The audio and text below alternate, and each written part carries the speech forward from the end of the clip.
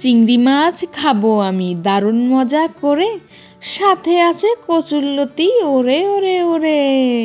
আসসালামু আলাইকুম ভাই বোনেরা, কেমন আছেন? আশা করি ভালোই আছেন। আজকে আমি চিংড়ি মাছ দিয়ে কচুরলতির দারুণ একটা রেসিপি আপনাদের সাথে শেয়ার করব। তো চলেন আর দেরি না করি, এবার শুরু করা যাক।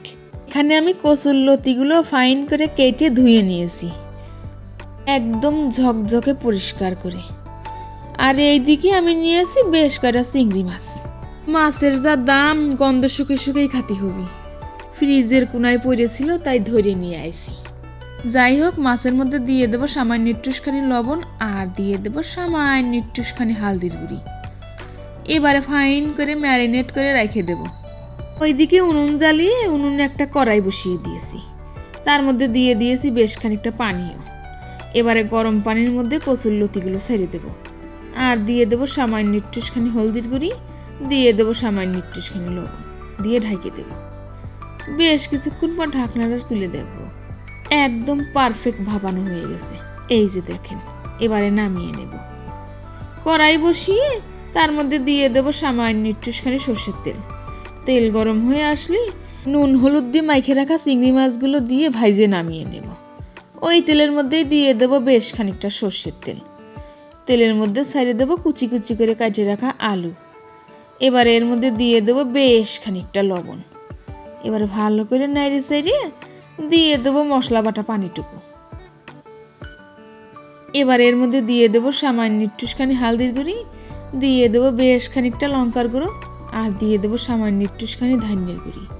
এবার হালকা নাড়িয়ে চাড়িয়ে এর মধ্যে দিয়ে দেবো পেঁয়াজ কুচি আর দিয়ে দেবো কয়টা চেরা কাঁচা লঙ্কা আর দিয়ে দেবো আদা রসুন জিরে একসঙ্গে বাইটে নিয়েছিলাম সেটা। এবারে বেশ ভালো মতন কষিয়ে নেব।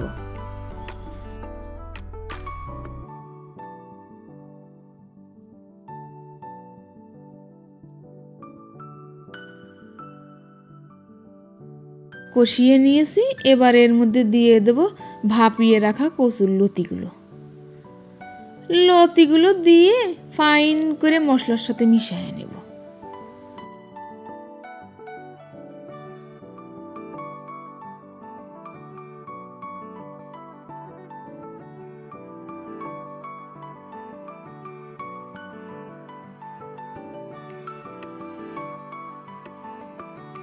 ফাইন করে মিশিয়ে নিয়েছি।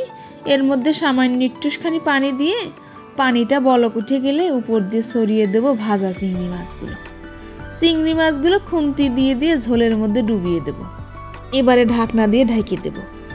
বেশ কিছুক্ষণ পর ঢাকনাটা তুলে দেখব, ঝোল কিন্তু একদম শুকিয়ে গেছে।